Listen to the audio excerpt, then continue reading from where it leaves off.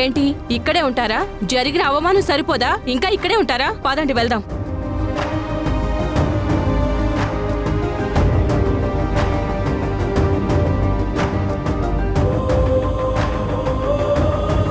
మీరు రేపొచ్చి చెక్ తీసుకోండి. నేను అంకుల్కి ఫోన్ చేసి చెప్తాను. ఆయన చెప్తే ఏదో ఆశగా వచ్చాం, వీళ్ళకే గతి లేనట్టుకుందిరా. మన స్టార్టప్కి వీళ్ళే హెల్ప్ చేస్తారు. పదరా వెళ్దాం. పద.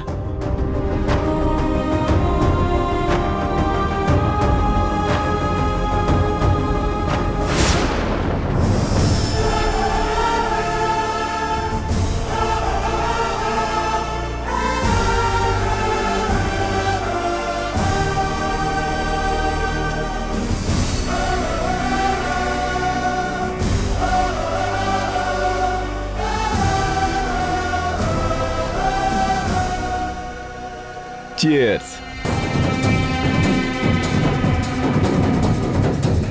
తినడానికి తిండి లేదు, ఉండడానికి ఇల్లు లేదని ప్రపంచానికి చూపిస్తూ ట్రస్ట్, బ్యాంక్ బ్యాలెన్స్లు, చెక్కులు, దానాలు, ధర్మాలు.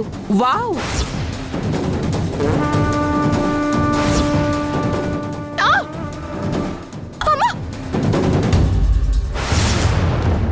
ఈరోజు ఇప్పుడు ఒరిజినల్ పార్టీరా. ఆ సంయుక్త మొహం చూస్తుంటే ఫుల్ బాటిల్ తాగిన కిక్ వచ్చిందిరా. నా పర్సనల్ లైఫ్లోకి, నా ప్రొఫెషనల్ లైఫ్లోకి వచ్చి నన్ను ఎంత గెలికాలో అంత గెలికా. అలాంటి వాళ్ళని ఎలా ప్రశాంతంగా ఉండనిస్తాను? మిమ్మల్ని అంతకంత ఏడ్పించకపోతే నా పేరు రాహులే కాదు.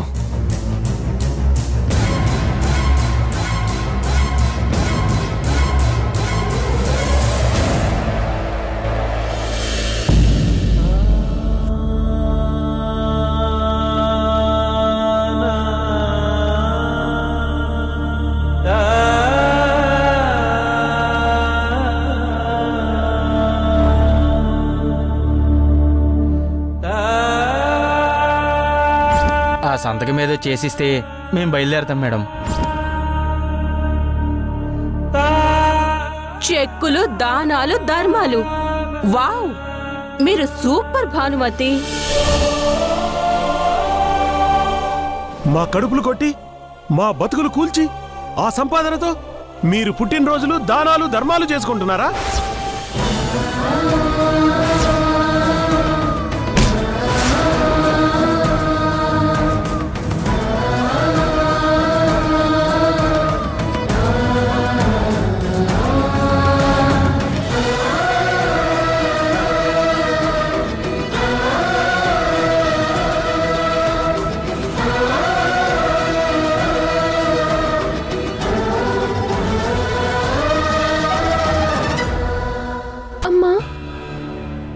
నీళ్లు తీసుకో.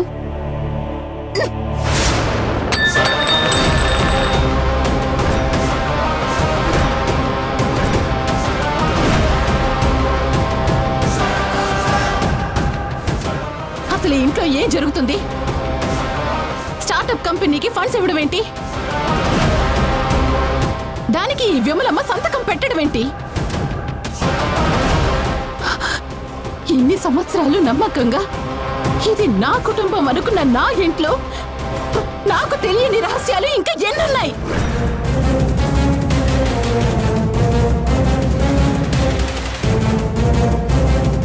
నాకు తెలియకుండా నువ్వు నీ తమ్ముడు మమ్మల్ని నాశనం చేయడానికి ఇంకా ఏం ప్లాన్ చేశారు? చెప్పు. బాను, ఈ విషయం నీకు తెలియదని ఆ రోజు నాకు తెలియదు.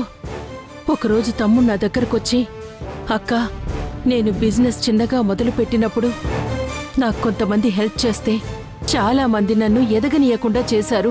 ఈరోజు నాలాంటి వాళ్ళు చాలా మంది ఉన్నారు. అలాంటి తెలివైన కాబోయే వ్యాపారవేత్తలకు మనవంతు సహాయంగా కొన్ని డబ్బులు ఇద్దామనుకుంటున్నాను అని చెప్పినప్పుడు నేను చాలా ఆనందించాను. నా సంతకాలు కావాలనుకున్నాడంటే వ్యాపారంలో ఇదంతా సర్వసాధారణం అనుకున్నానే కాని నా భుజాల మీద ఇంత పెద్ద బాధ్యత పెడుతున్నాడని నాకు ఆ రోజు తెలియలేదు. తెలుసు.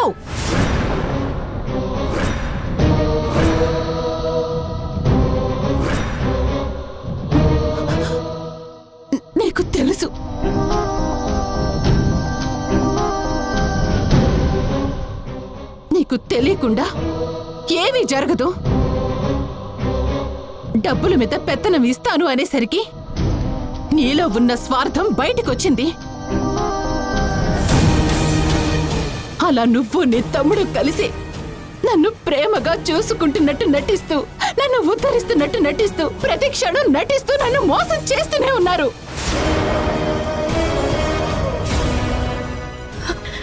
కానీ ఈ ఫండ్ నలుగురికి ఉపయోగపడుతుంది కదా, అందులో తప్పే ఉంది. అవునులే, మీకెవరికి ఇందులో ఎలాంటి తప్పు కనిపించదు. బయట ముక్కు మొహం తెలియని వాళ్ళకి బిజినెస్లు చేసుకోవడానికి, స్టార్టప్ కంపెనీలు పెట్టుకోవడానికి లక్షలు లక్షలు ఉండేలా ఏర్పాట్లు చేసిన పెద్ద మనిషికి కట్టుకున్న భార్య, కన్న కూతుళ్ళకి రోడ్డు మీద నిలువ నీడ లేకుండా చేస్తున్నానన్న ఇంకిత జ్ఞానం లేకుండా పోయింది కదా. అది మీకు తప్పుగా అనిపించదు.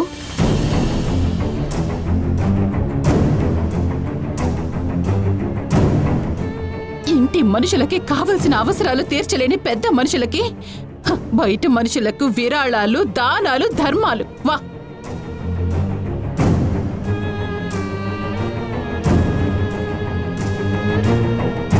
అయినా తనని ప్రాణం కన్నా మిన్నగా ప్రేమించిన మనుషుల్ని పరాయి పంచన పడి జీవశవల్లా బతుకుతున్న ఆ పెద్ద మనిషి ఎలాంటి దయ లేకుండా చచ్చిపోయాడు.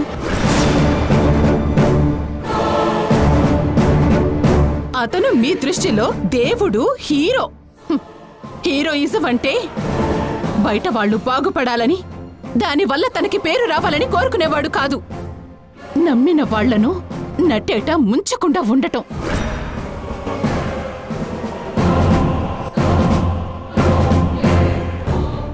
అసలు ఈ అమౌంట్ ఎంత? ఏ బ్యాంక్ లో ఉంది? కోటి రూపాయల ఎఫ్డి.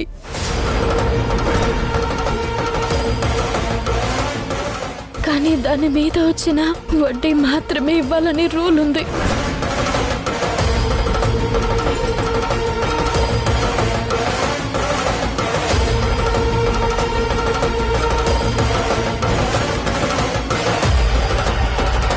₹1,00,00,000 ఆలోచిస్తుంటే బయట స్టార్టప్ కంపెనీల సంగతి, మీ దాన ధర్మాల సంగతి తర్వాత. ముందు ఆ ఎఫ్డీని బ్రేక్ చేయండి. దాంతో మనం బిజినెస్ స్టార్ట్ చేద్దాం. అది కుదరదు.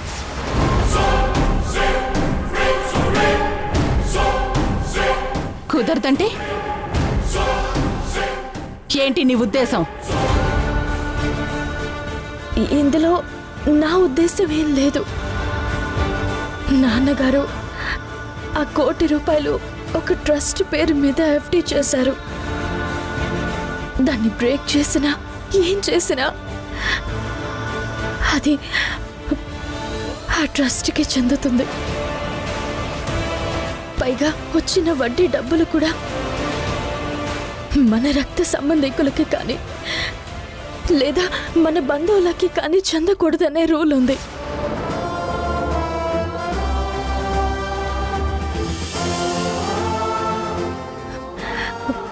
అవి వెళితే ట్రస్ట్కి లేక బయట వ్యక్తులకి, అంతేకాని దాని మీద మనకి ఎలాంటి హక్కులు లేవు.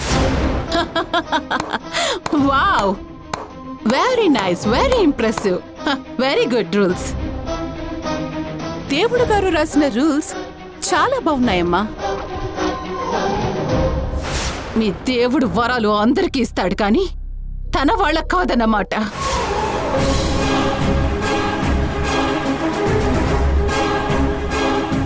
మనం తిండి లేక పస్తులుండి చచ్చిపోయినా పర్వాలేదు, కానీ మీకొచ్చే పేరు మాత్రం ఎక్కడా తగ్గకూడదన్నమాట.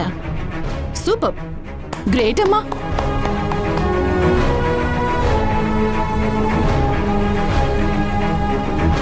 బ్యాంకులో మన డబ్బులున్నాయి, కానీ అవి మనవి కావని వినటానికి భలే ఉంది. ఇంకా ఎలాంటి రహస్యాలు ఎన్ని చూడాలో.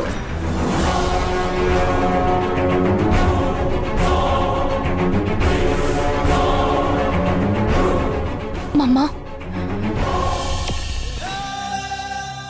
ఇక నువ్వు మీ నాన్న మీద లేదా ఇదిగో ఈ మనుషుల మీద ఏదైనా నమ్మకం ఉంటే ఈ క్షణంతో అది వదిలేసుకో. ఇక ఏది ఉన్నా నాకు నువ్వు, నీకు నేను. ఇది ఇది ఇంట్లో మన పరిస్థితి.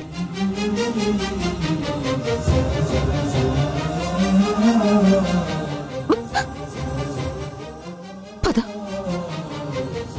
అక్క ఒక నిమిషం.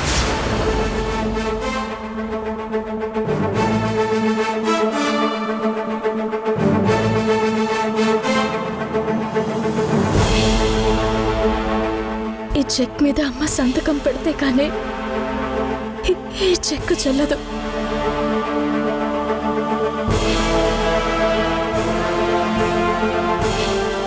ఆ సంతకం పెట్టమని చెప్పక్క.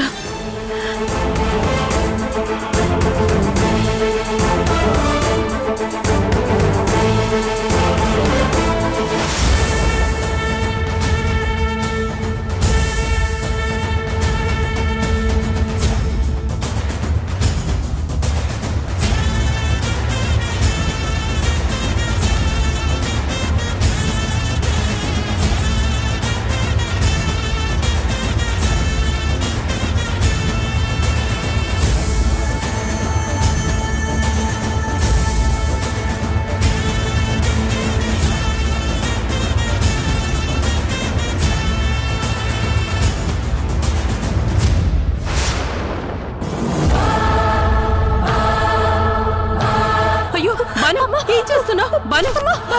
ఏం చేస్తున్నావు?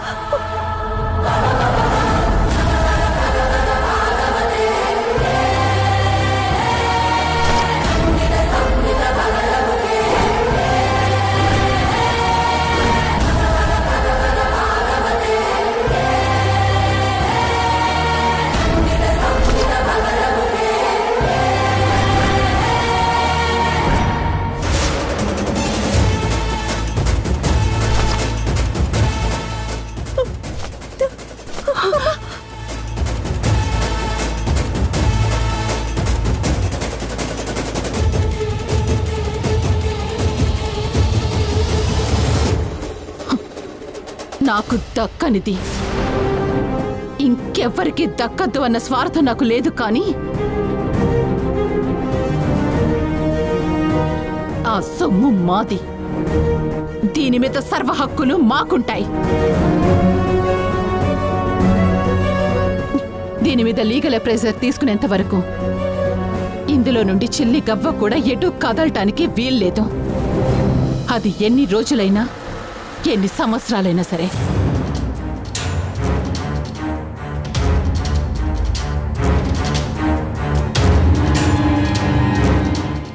ఈ విషయం ఇక్కడ అందరికీ అర్థమైందనుకుంటా.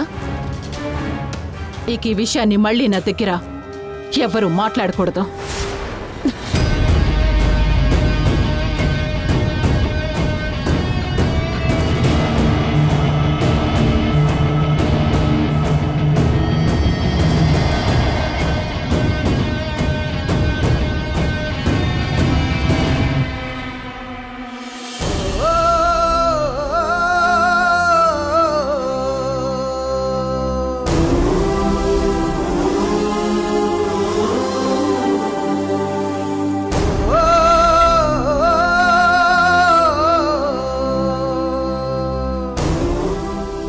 సమయు,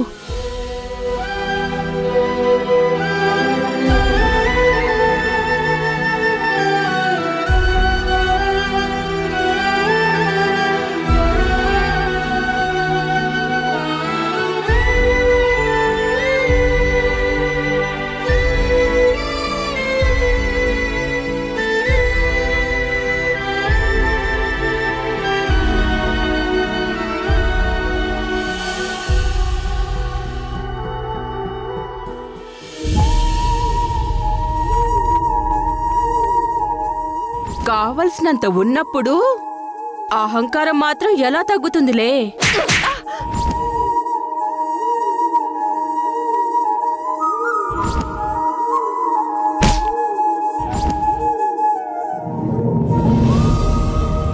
మీ ఆయన మాకు ఇల్లు కట్టిస్తానని చెప్పి గవర్నమెంట్ దగ్గర డబ్బులు తీసుకుని వాటిని మీకు బ్యాంకులో వేసి వచ్చాడు, మమ్మల్ని చంపాడు.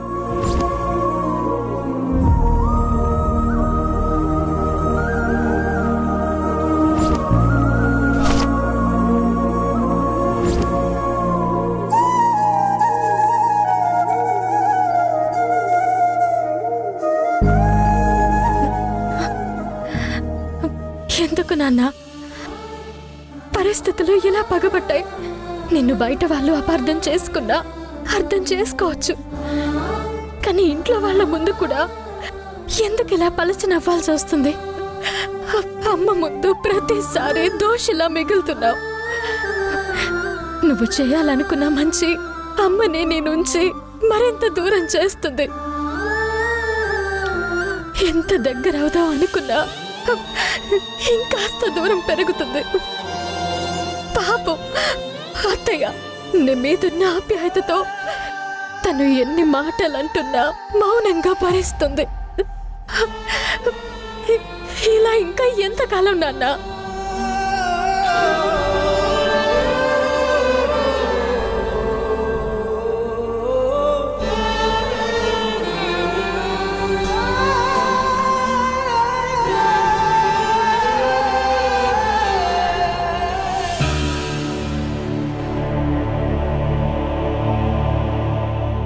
అత్తయ్య గారు అపార్థం చేసుకోవడంలో తన తప్పేమీ లేదు.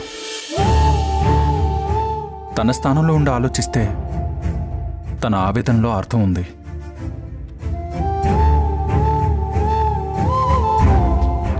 ముగ్గురు ఆడపిల్లలతో వచ్చి ఆడపడుచు ఇంట్లో ఉండడం అనేది డైజెస్ట్ చేసుకోలేకపోతున్నారు. బయట ప్రపంచానికి ఎంతో చేసిన మావయ్య తనకేం చేయలేదు, చేయలేకే ఈ లోకం వదిలి వెళ్ళిపోయారని తను ఫీల్ అవుతుంది. అందుకే తనలో ఉన్న ఆవేదనని అక్కసుగా మార్చుకుంది. అంటే ఏంటి? ఇప్పుడు నువ్వు వచ్చి మా అమ్మ గురించి చెప్తే గానీ తెలుసుకోలేనంత స్థితిలో ఉన్నానన్నా నీ ఉద్దేశం? నా ఉద్దేశం అది కాదు. నువ్వు బాధపడటం చూడలేక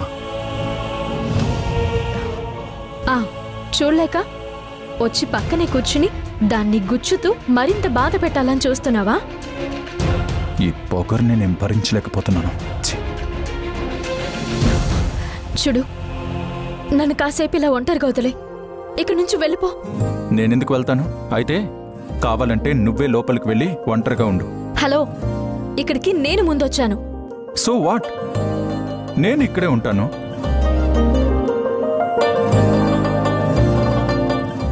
నేను ఇక్కడే ఉంటాను. ఉండు.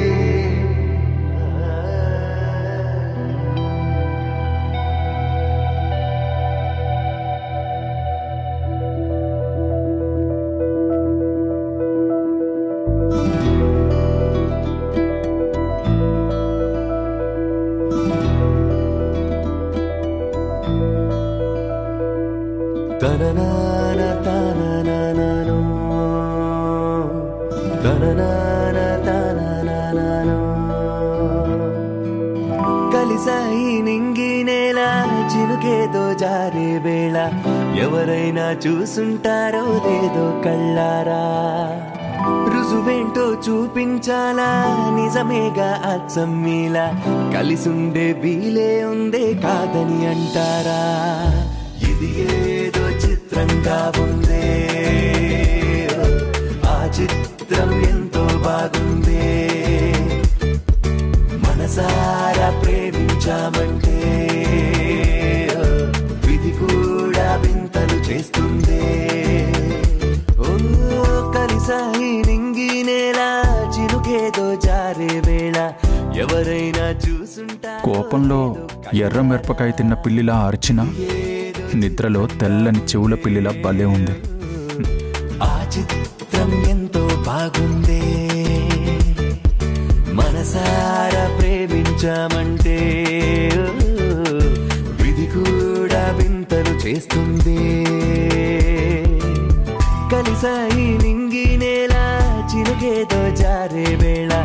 ఎవరైనా చూసుంటారో లేదో కళ్ళారా.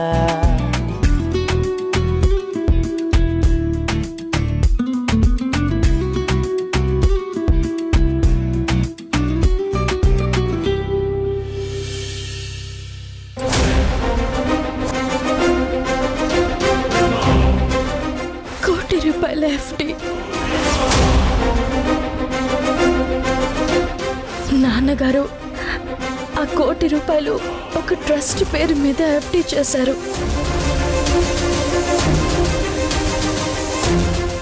అది ఆ ట్రస్ట్కి చెందుతుంది.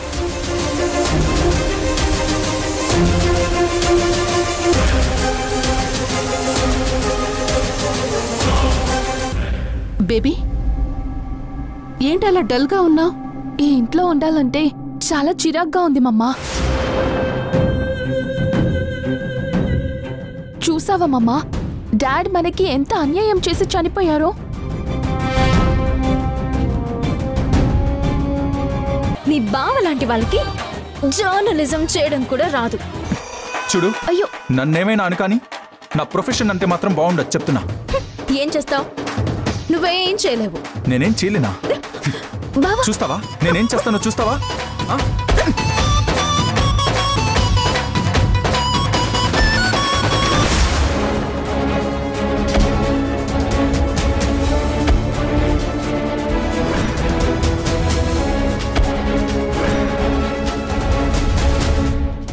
సంగీత,